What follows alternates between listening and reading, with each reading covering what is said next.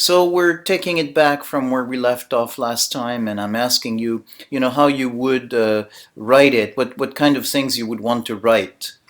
Well, what came just this morning, at just this moment even, uh, is doing my own PBSP structure in my head, you know, um, and looking at um,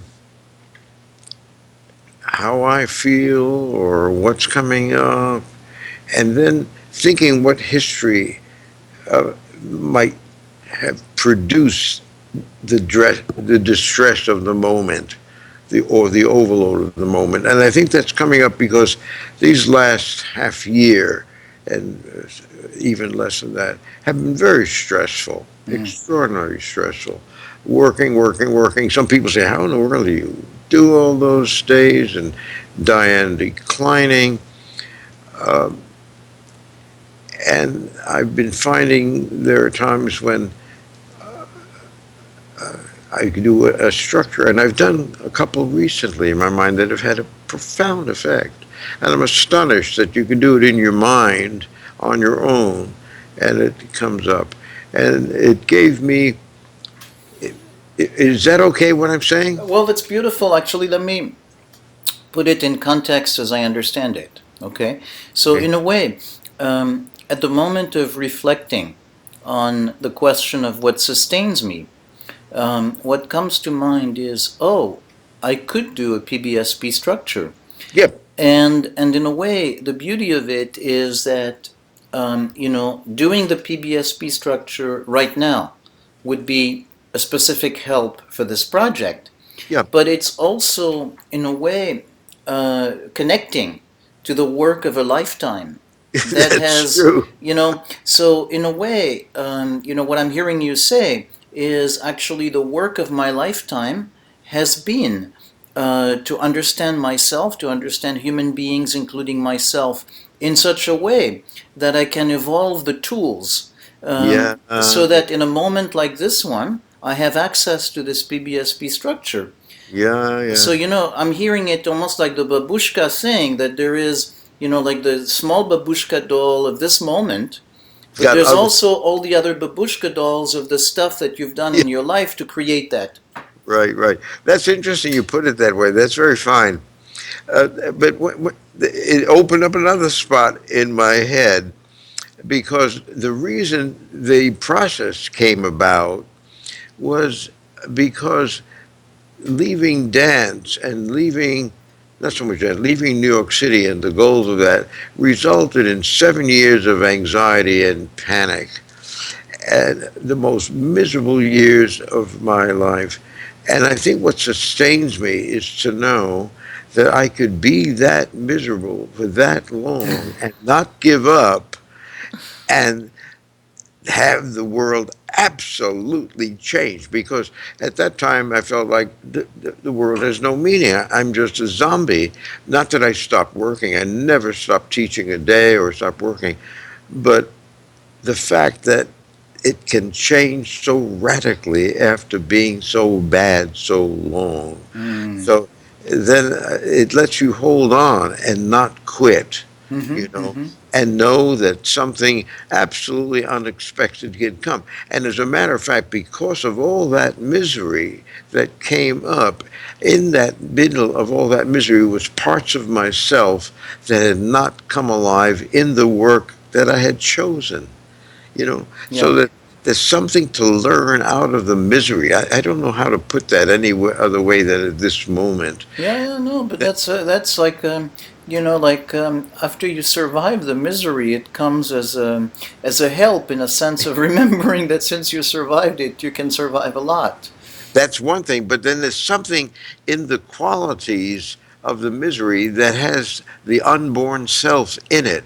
And I think it pushed me to find the whole system of PBSP from that. Hmm. Anyway, I think it motivated that. So that's one thing. Then the other thing that sustains me is the love for people, you know. And then immediately I think of my wife, I think of all my friends and my family and all the people I work with. and the love of humanity, of life, or of livingness, the dearness and sweetness of that, that sustains me. Mm-hmm, I don't mm-hmm. know any other way to put that. Uh, then I think what also sustains me is the body stuff that I started doing when I was 5 years old. Okay, so I've been a body person since five, or maybe even before that. I started doing body exercises on my own. Nobody told me do it. I had four older brothers who couldn't pay attention to me, who didn't give a damn what I did, and my father had no idea what I was doing. But I started doing that stuff early on, and that became bodybuilding with Dan Lurie. I don't know if you ever heard of Dan Lurie. I mean, just from your The bar. bio, Oh yeah. yeah, yeah. And then I was in his gymnasium for years, and then out of that came the dance, and then all the body stuff with Martha Graham, uh, and that what's in that is, as I talk about that, I've said in my bio somewhere, you know, I was raised in a very, very orthodox family, and I'm so glad that with that came ritual rather than dogma, because I can't stand, I shouldn't be saying this, but I can't stand the dogma of fundamental thinking of any kind. I Mm-hmm, just mm-hmm. can't stand it. And I've just written an article for Nancy Eichhorn on spirituality, but the ritual there, where there's a moment of sacredness in the present, that when you move with it and make a ritual with it, it changes life, which is the kind of thing where a moment in the present becomes a long term memory rather than just a short term memory. So Mm-hmm. the whole notion of ritual, and Mm-hmm. that ritual stuff came from Martha Graham, because all of her dance and all of her movement stuff didn't have to do with exhibitionism, but it had to do with ritual, Greek drama, and stuff like that. And so that combination of spirituality without dogma and ritual, and how to make a moment in the present have a profound influence, even though it's only an hour. So It, let's maybe just stay a little longer on that, because that's a very powerful image. You know, you say a moment in the present, go from, in a way, into long term experience. Um, um, Obviously, there's something that happens for the people who watches the dance, but there's also something that happens for the person who performs the dance. that's right. And And what's it like for you as you remember such moments? I, I remember, well, what comes up in my mind now, separate from Martha Graham, was the very first time I saw uh, a kind of live theater, and it was breathtaking. That's when I was quite young. I think we must have gone into town to see one in New York City, Manhattan, and saw the color and the motion. It just dazzled me. I don't mean for exhibitionism. It's anyway. I don't know if that's where you wanted to No, go with it. no, I That's want the to because there's something very powerful there. So, that's your first experience watching theater. theater, and it's just on a stage, Yeah. but it awakens something in your heart and in your brain that is so different than something that's just simply put on a stage. The stage in the brain then changes enormously. Yeah, yeah. So, The so spa- where I'm putting together this thing is I'm staying with that concept, that you brought up of ritual as opposed to dogma. And Yeah, ritual as opposed to dogma, you see, the experience of ritual is something where the moment takes a quality that is really different, that's right, and in right. a way converted from present and fleeting Yep. to long term. So, So, in a yep, sense, you're out of the boundaries of time. but Yeah. not in an intellectual way. It's something Not at all. emotional that happens, Eh, and that quality is what you found in theater and dance as well. Yeah. So And I'm kind of staying longer to see describing what the inner experience is. that's where I'm working. There's something about immanence that I want to put in Okay. it. And that has something to do with what people call spirituality, where you're in that extra. And I don't believe in spirituality as something separate from the body. It's the emergence of something, and that immanence is an emergence of a part of the self, or a quality that has to do with the ultimate meaning of existence, or something like that. So there's something in that moment that it's you're still very much in touch with who you are as a in a physical way, but Right. at the same time there's an experience of something emerging Yeah, that and and it has a sacred quality. I can't put it any other yeah, way. Sacred. yeah. That and then when I say that, that when I moved in the Graham-esque thing, and when I just move now, if I just do things, and the quality of the movement, I'm not just dancing. There's a quality that I can't tell you where. When I danced, I lived it But in but some way. right now between the two of us, what's happening is I'm seeing you with Yes. Skype, and just the moment you were doing it, your voice slowed down a little bit, and then the movement of Yeah. just moving your hand slightly. Yeah. There's a part that's a way in which your hand position, your fingers a little bit outstretched, so the kind Yep. of a sense of stretching, and then the stretching the movement slowly as you opened up your hand. Well, Um, I didn't think of stretching, but I sent a sense of the of a, of I can't put the word on it. It was the timing of it, of the rhythm. I wasn't stretching. It's just that an opening, there's no. It just as it's meaningful that wherever the source of that motion wasn't to stretch, right? but there was an expression of some kind. I can't tell you that there's an expression, and there's a sense of meaning and rightness rather than opening. So it's not necessarily the opening, but I'm Yeah, trying to find the words to capture my experience of watching from the yeah, outside, what yeah, you experience from the inside. And yep. as you're talking a little bit, then I'm changing from the notion of opening to the notion maybe of following. You And know, expression. almost like if you're touching a rock or a surface and you're Uh-huh. following the surface to kind of follow the contour. Nope, nope. No? Okay. Because I'm not dealing with something from the inside. Yeah. I'm dealing for the quality that's making that movement. Okay. So you're following some kind of a quality inside That's that's right. making that movement. And the Yes. movement is only a byproduct. So It's not a byproduct, but an expression of what's inside. an expression of what's inside. So this, So yeah, yeah. so what in a way makes this moment sacred, outside of the ordinary just flow of time, but more special, is that you are in touch with that something inside, Yep.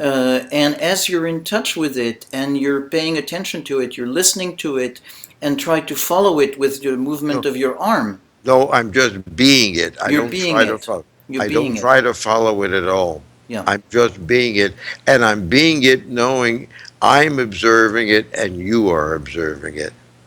So I'm the observer of it, the liver of it, and the deliverer of it. I don't know if that makes sense. Yeah. So is it okay to stay with that experience of Sure. observing that movement and being that movement? So just for a moment, obviously, understandably, the words are going to be very hard to render that. Yeah, yeah, But that's yeah, what yeah. we're trying to do, because that's a very profound experience for you of the sacred, Sure, sure, you sure, sure. know? And in it is yes, yes, yes. Yeah. That, So that again, I'm expressing with my body what could also be expressed in words, but has a totally different quality when it's expressed Yeah, with. yeah, yeah, yeah. No, I'm I'm expressed. I'm Yeah, with you. I'm with you that it's going to be very different. We're trying to find a little bridge, I you know. know. I know. I know. So when I hear you say the yes, yes, there, the again, I'm trying to find a phrase that might work there, Okay. and the analogy that comes to mind is resonance. Like when you Yes. have a sound and another sound, That. and But the resonance now is the resonance with the inequality that produced that movement. okay, That my body is resonating to the quality that I wanted to express. So when I'm saying yes, because if I did this, it's meaningless. That's not ritual. But if I go yes, yes, each moment of that is an absolute expression of what I feel inside, and I'm communicating it. And now I'm hearing my voice is doing the same thing. mm-hmm, I mm-hmm. don't know any other way to put it than that, but I don't know if that's where we were going. No, that's beautiful. It feels like really a beautiful place. So, Yeah. so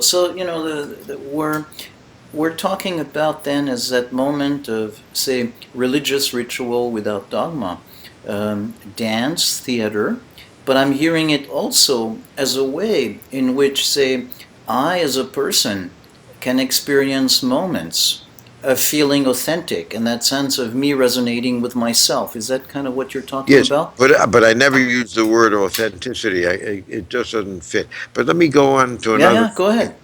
because I've been doing a workshop for 3 days in my apartment right here. And one of the things that they talk about is how I am with each person, that I'm really there. And they say every move I make and how it is there with that person and they feel connected. But other people call that's my presence. But I'm resonating and I'm truly present with them. So there's something about not being just, again, I don't know how to put it in chrono. It's just really being there. I Mm-hmm, can't put mm-hmm. it any other. And then I'm being there in the relationship. So when I'm working with people, the words I use, the movement of my gestures are fitting them, and they are connecting with it. So, but I don't do it to think I'm dancing. When I'm doing that, I am totally unconscious. They say that's you are doing that, but right now I'm consciously communicating that to you. But when I'm with people and doing the work, there is something of that resonance going on, which Yeah, yeah, yeah, yeah. I can't put any other word on it. So just again, I'm approximating, and sometimes I'm closer, and sometimes are farther. So we're kind of playing, hot, cold there. Okay. But what I'm hearing you say is something about, this is something that you certainly experience in contact and connection with people, Yep. and the movement that happens, the movements that happen when you're connected with people, are an expression that can be unconscious Yep. Yep. of in a way picking up what's happening in the relationship. That's right. And sometimes I do that, or I may be doing that in real time, and maybe that's what sometimes people like to be with me. Maybe because when I'm in a leadership place in a group, I feel that I'm uh, in a ritual setting, so I'm very careful with what I say and what I do, but I'm not being careful in the sense that I'm elaborately putting together words and whatnot. But I'm in an attunement kind of thing. Mm-hmm, mm-hmm. But when I'm with people, um, that happens also. But I don't know if that's what sustains me. We're talking about movement and meaning now. Well, but knowing you, certainly movement and meaning are going to have a lot to do with what sustains you. So I Right. don't think we could go wrong spending some Okay. time there. But Okay. in addition, we're not talking about just movement and meaning in abstract, but we're No. talking in movement and meaning connected to the experience of the theater, but also connected to the experience of the ritual space. And the sense of meaning, and that life has meaning and connection. Yeah, yeah. And that there's meaningfulness in human interaction. And I think that's a key word there. You say human interaction, and what you were saying before is in a workshop, you're the thing that happens is you're attuning. Yep. So what we're talking about is we're talking about moving in a space that's not the ordinary or mindless space, but in a space that's structured by connection and attunement. You got it. You Okay. got it. Right on. Yeah. So I guess that must sustain me, because when I lead a workshop like that, when I'm finished, I'm not exhausted. I'm enlivened. Mm-hmm. Um, because I started that workshop still recovering from uh, 2 weeks of flu, and I ended the workshop being more vivid and alive. Mm-hmm. Mm-hmm. Uh, from I don't know, also vivid and alive for furthering their own each individual life, because yeah, and I participated in that further. So what you got here is that I'm participating in the act of becoming the next part of the self, or becoming another step in the realization of the self, Yeah. Yeah. which is endless. Yeah. Yeah. Yeah. So the small movements, in a way, micro processes and macro processes. There is the attunement, like a moment by moment connection, of paying attention. So that's the micro level, the detail. And as you enter into that space, there's the connection that happens through that, the engagement, Yeah. and at a much larger level, the sense of being part of this process of enrichment and opening up and growth. Yep, yep. And that's what life is all about. The sense I'm truly alive, Mm-hmm. that feeling. So there's a sustaining there. Now, let me think of what else might sustain me. But is it okay to just stay with that in a way? No, Not to not at say all. not to say that other things are not important, but this I, feels uh, like a very powerful one. yeah, oh, So sure, so sure, what I would like to do is, if it's okay, kind of stay a little bit more sure. into the physical experience of that. What is it that signals, to you when you're in that space? And Uh, compared and what is it when you're not? oh gosh, let me think. When I'm in that space, I don't know that I try to be in that space, so I don't get a signal. Ah, now I'm in that space. So it isn't quite like that.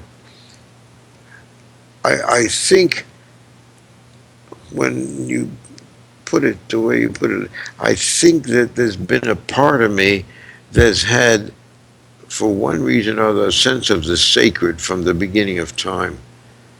And so I think I've been weaving in and out of that without naming it, as a little boy in school and whatnot. Uh, So maybe let's go to experiences as a little boy yeah. when you would not in any way have described this as sacred, No, and it would have whatever. But can you access some of the quality? some of that came from being in the synagogue with my father, I think. Some of that.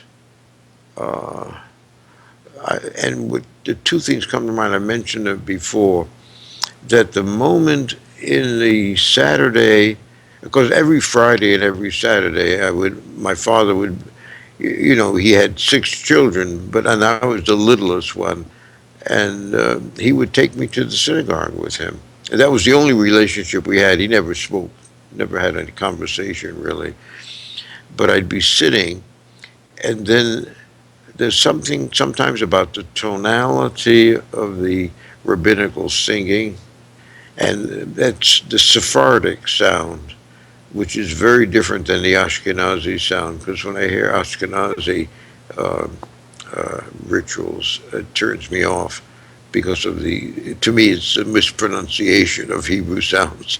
But at the moment when they do all the preparatory things, and then they're going to open uh, where the Torah is, and the sense of now we're going to open absoluteness. Even now, thank goodness, I don't believe what's in the Torah is absolute whatsoever. It's nonsense, a lot of it to me. But the sense that here is value, here is meaning, here is the sacred, and just opening it and then carrying the sacred object in a ritual ceremony around the synagogue. And every now and then, my father would arrange that I carry the little Torah. So I was carrying this truth in a way. Uh, that that that's the earliest conscious sacred thing. Yeah, yeah, yeah. But so that And feels what feels very powerful there is it has nothing to do with the content, not at there, all. Not at all. but it's the container itself, the experience of this is really something very valuable, and in order to be in connection to this something valuable, we need to take all these steps. And there is the music, and there is the quality of the music, and there is the setting, No, there was no music at that time. the There was singing, a there was a little bit of a tonality. Okay, if you want to say some of the singing, the but singing. that No, because you were talking about yeah, the sound. the sound The that sound. may be part of it. That may be, but I think in the sound was the what I saw in it is that now uh, they are going to present the ineffable or Mm-hmm. something Mm-hmm. like that.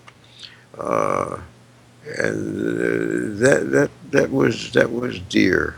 Right, right. That's And very so what happened is you could conceivably have been, to say, well, how you responded to this, you could conceivably have been somebody who says, well, they said, here comes the ineffable, here comes the magnificent, and then something comes, oh, it's not important, then therefore it was a hoax. But yes. actually, what happened is you connected to, I really love the experience of the Yep. waiting for the ineffable. And in To a way, the waiting for the ineffable and preparing for it is already the ineffable. And yep. the other doesn't count, in a way. It's Well, like it's a it's also pretext. there's the movement of opening the cabinet, and Yeah. there's the movement of touching it. So that I guess I began to see ritual dance at that point. Yeah. Yeah. Although, although if you want to hear the absolutely non-sacred part Mm-hmm. preceded that, and this will be a little, I don't know what I was going to say this, that, before they would do any of this ritual, they had to um, decide who was going to participate in it, who was going to carry the Torahs. And so they stopped the moment, and then this nasal sounding guy would say in Spanish, as if he was auctioning, "Cuánto dan por Shari?" Is how much you gonna give for this section? I think, oh my God, what a stupid bullshit. "Cuánto dan por Shari?" But then they choose, they say, okay, and you can't write, oh, no, no. So we had little pieces of paper with names on it so they know how much to charge the people for it. So this stupid part of the But stuff. in a way, you could say it's part of the ritual too, because Not to me. not Don't to to you. Well, no, I'm no, not so please. sure because the No, way you no. you play back that stupid voice, Yeah. it's so part of it. No, it's mockery. I was mocking it. That Well, okay, that but so we may disagree on whether okay. ritual is, but in a way, anyway, No, please don't. okay. It's tarnishing the other. I just wanted to tell you there was a part of me that had to move away from the dogma and why I married someone who wasn't Jewish and why my daughter is also Buddhist. I didn't want the singularity of one simple religion and Yeah, have to be the one and only. yeah. No, So I that moved. that that comes loud and clear. That Okay. comes loud and Okay. clear. Yeah. No, I no. wanted universal things, and I was just somebody showing you the local. nasal nonsense there. But the universal thing is the treatment of the Torah itself, and that was the ritual stuff Yeah, for me. so but that's something that, in a way, that you connected with the sacredness of this moment of, hey, we're entering that space. Yep. You know, so from that moment, that's what you were sensitive to, as opposed to, in a way, caring for what was in the Torah or not. Yeah. Yeah. Yeah, Oh, because when I began to learn what was in it, I couldn't. I didn't yeah, like it. I said, "What the heck?" yeah. You know. Thank God I was born a man and not a woman. I mean, oh, thank you. You know, and oh, and God gets angry and He punishes. Never mind. Yeah, yeah, but you know that the part of it is you were able to connect to that, and in that to find the universal, No, which but in that ceremony, in the ceremony, the universal, which is the longing for that moment of opening up to the sacred. I wouldn't want to put longing. It's Okay, so not what that I would was feel right? longing. The The experience of it. experience. I Okay. wasn't longing. I didn't say, "Oh, please, I want it." Yeah. I just bloody experienced it. You Yeah. know, I Yeah. just experienced it. So just that you were able to receive it, I because guess not necessarily everybody could receive no, that. no. I don't think they were trying to communicate it. No. I don't. I think that the ritual was in my brain and not in the folks who were doing this stuff. Yeah. Okay. Although, is your sense that they were picking It's, it up at some uh, level, or some people maybe, some people maybe, but as I look back, they were just repeating what they did every goddamn Saturday morning, and and then they felt in the repetition they were feeling confident in it. Anyway, I'm sorry, I'm kind no, of no? But that feels beautiful there. And so there was also something special about the fact that it was with your father, with uh, whom you did yeah. not communicate much other than that. We had no community. Right now, I am so pissed off at all the lack of fathering he did. I mean, some of the stuff I've been working on recently has highlighted enormously the absolute absence of fathering model for me. Mm-hmm. Yeah, Mm-hmm. yeah. And he did, that was the only constant thing that he did was doing. Uh, I don't know why I want to put this out. My brother once asked him, "Why do you do?" Because every morning he do all the prayers and all this kind of thing. And my brother told me recently. He asked my father. He said, "Why do you do this?" He says, "It makes me feel good." So it didn't. He didn't speak about sacredness, but he had a habit of doing things that made him feel good. Mm-hmm. Mm-hmm. Okay. So I don't know if he felt the truly sacred. I hate to say that about my poor father, but uh, because, uh, well, I can give you a number of other things that he didn't know how to. Oh, well, maybe let me put this here.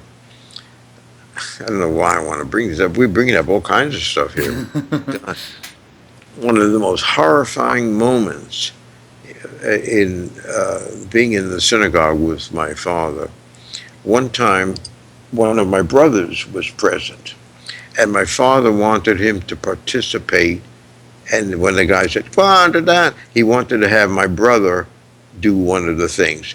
And my brother, being I don't know I can't find the right word right now. He was going to be a fighter. He said, Mm-hmm. "No, I don't want to do it."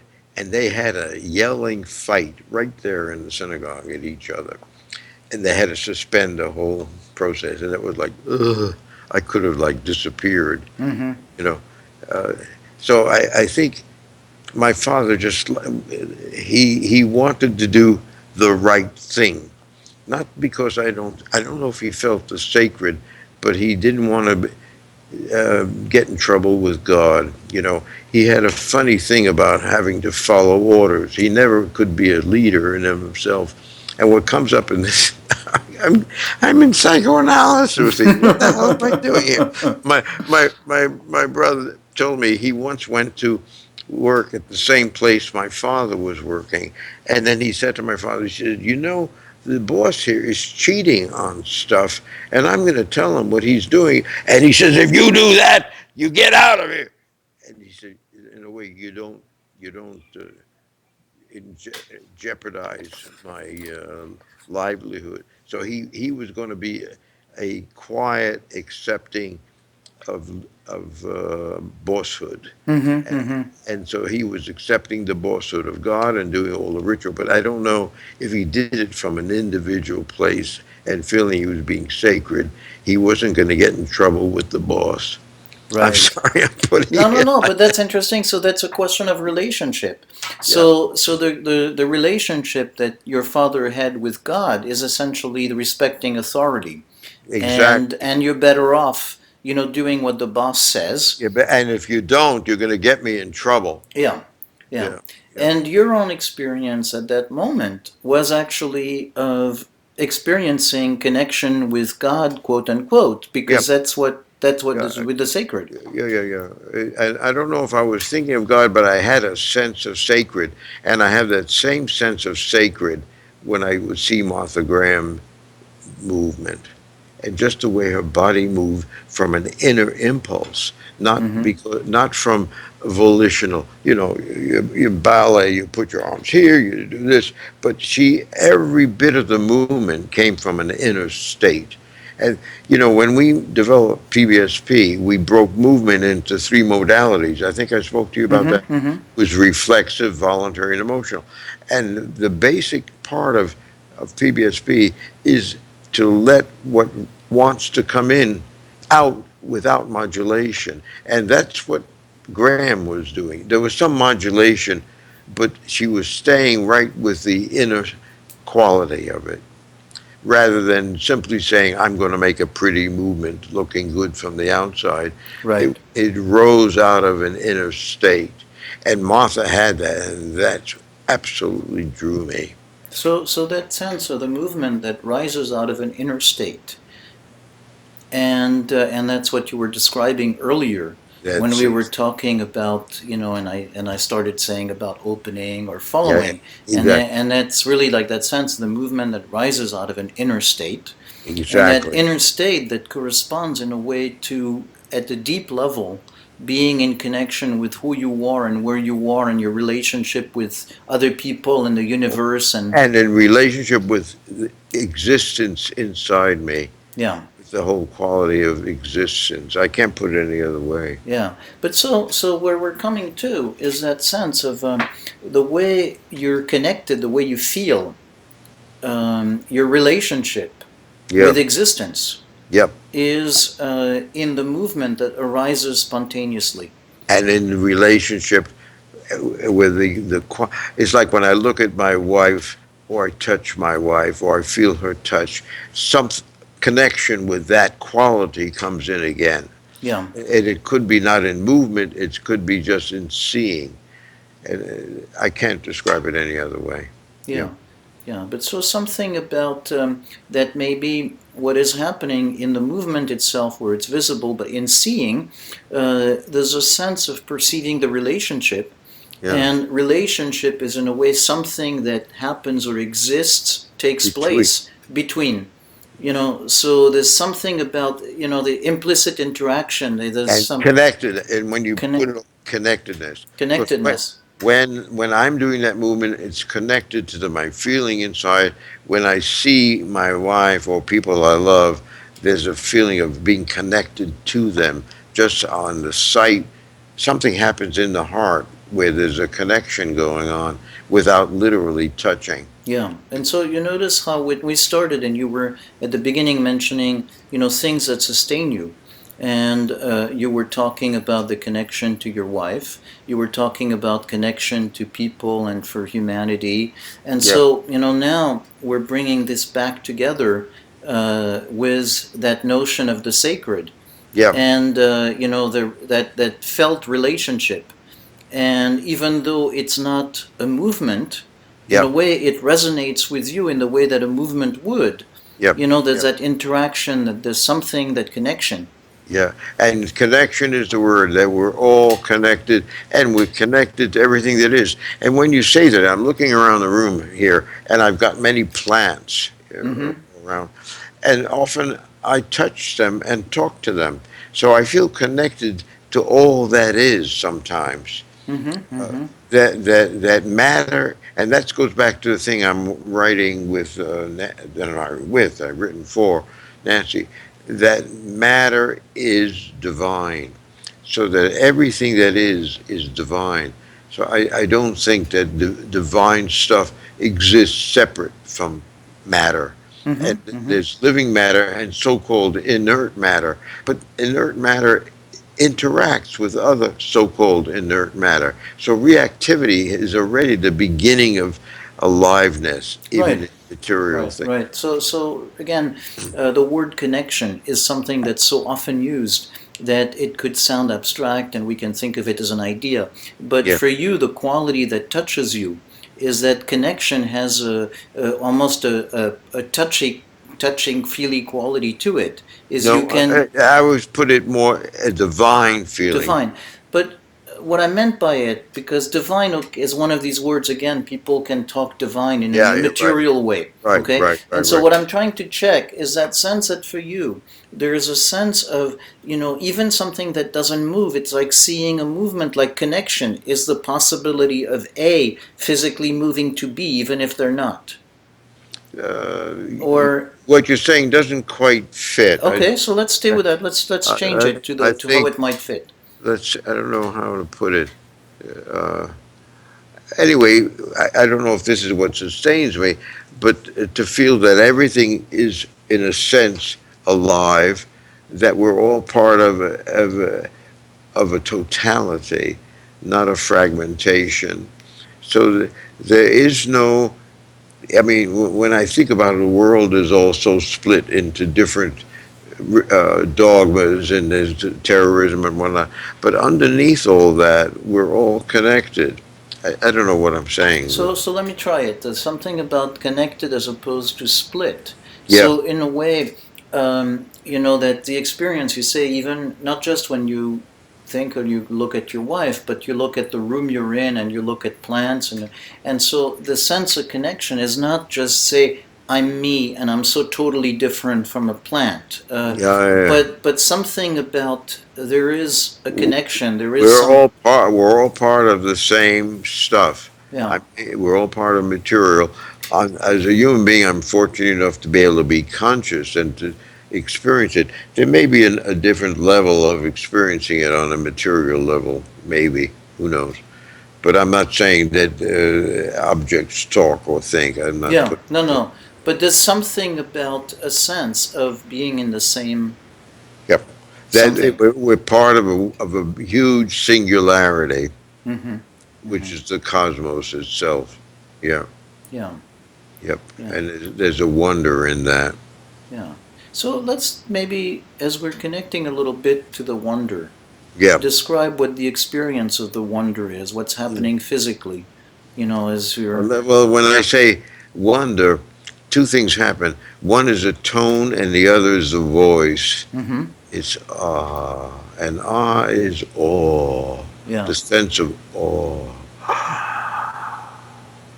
It has breathtaking. You take it, and it isn't the ah of pleasure where you get a warmth. You go ah. It's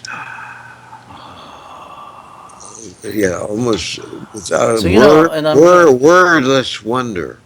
yeah, but so I'm hearing you and I'm trying to replicate it by saying it, to notice what's happening and to, noticing that as I do it, there's a certain way in which I feel my mouth expand, moving Uh, sideways, but not, uh, that, ah, I don't think of I don't think of my I thought, oh, is my mouth moving? I'm just feeling the feeling and letting the feeling make the sound. yeah, yeah, yeah.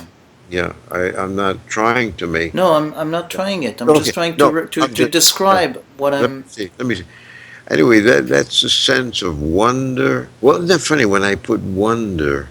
It's the first time I've heard the oneness of wonder. Hmm.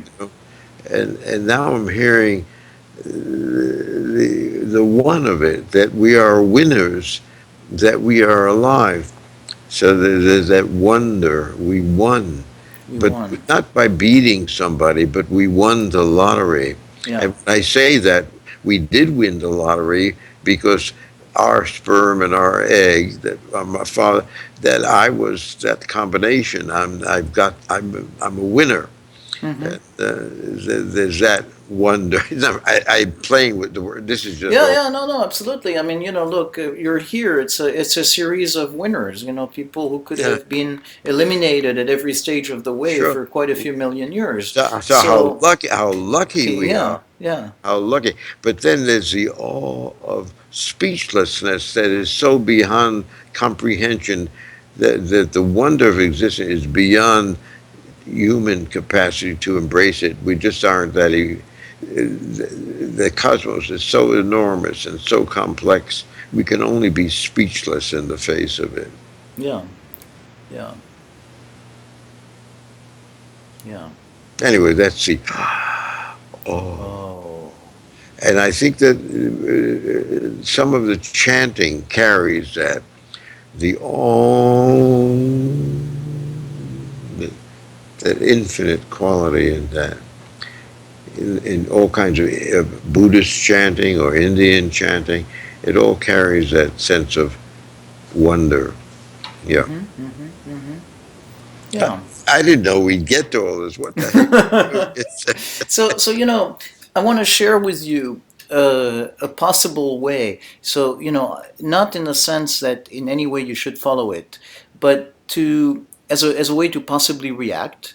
That if I had to write your chapter as of Okay. today, Yeah. one way would come about would be to describe the experience as a kid of Mm, going to temple with your father that could be. and noticing, not the dogma, but in a way the movement, the The, preparation, the the ritual. entering, the The, ritual, yeah, the ritual which is the gateway to entering that space, that's right. and noticing that even though the people who were doing it for the most part were probably doing it mindlessly, but it had nothing to do that in a way you got into something resonated deeply with you in the ritual, Yeah. and certainly had nothing to do with the content. Yeah. And then later you find yourself, first as a kid in the theater, in a show, then later as a dancer, with Martha Graham, Yeah. connecting to that quality of ritual space where you have the movement Where, arising from inside. and where she would work with fundamental human meaning is Yeah, what she was going for. Yep. yeah. So that the ritual is a way to connecting to that fundamental human being. And then later in your PSBP, PBSP. Yep. PBSP development, and through the whole process that culminated into PBSP, that sense of paying attention to, that quality Of of, that we had in PBSP, that the movement that would come from our body would come from our emotional state, and the body should be the expression of that. But then there had to be a counter shape and a response to it. So it wasn't a matter of simply doing it in PBSP, is that when we let something out, there had to be an answer from the outside of satisfying the expression. mm-hmm, So it mm-hmm. was in PBSP, then it wasn't just letting it go, it was having an answer. But So that having an answer which brings again to that notion that related to the sense of connection. exactly, So that there is exactly, interaction, there is connection. exactly. So it's all about that connection. And Yep. then, in a way, where we ended up is what that connection leads to is actually that sense of wonder.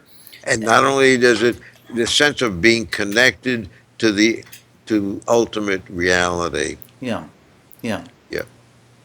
So that's kind of how I would put it if it were. That sounds good to me as a beginning Yeah. of how I came about to do all this kind of stuff, and it's still resonating, and I'm still looking for the connection. I'm getting the connection to an image of fathering that I never had before. This just come in the last day or so. I've had what an ideal mother would be like, and I've thought of an ideal father, but I never could fully experience it. And now I'm experiencing that, and it's having a profound effect on how I behave and think. Mm-hmm. Mm-hmm. I don't know, that has nothing to do with our conversation, but this just happened overnight. Yeah. Yeah. Good. Good. Good. Good. Good. Good. Good. Good. So it's just that we're endlessly becoming. It's, you know, it's not, it's an endless process. Mm-hmm. Yeah, it is. It is. Yeah, yeah. Okay. And I like you saying that it is. There is an isness, which means an existence. Right. That that there's an isness, not just dead matter. Mm-hmm. That in matter is an isness. Yeah. Yeah, Yeah. yeah. I don't know where I'm going with that, but No, that's but that's very connected to what you were saying before about being very alive, and yeah, about the aliveness of things. And so, in a way, that's the opposite of the opposition between matter and spirit. You yeah, yeah, know, yeah, yeah. because what you're saying is, there's matter, but matter is very alive, and there is an existence and isness in it. That's right. Absolutely true. That's my Yeah. belief.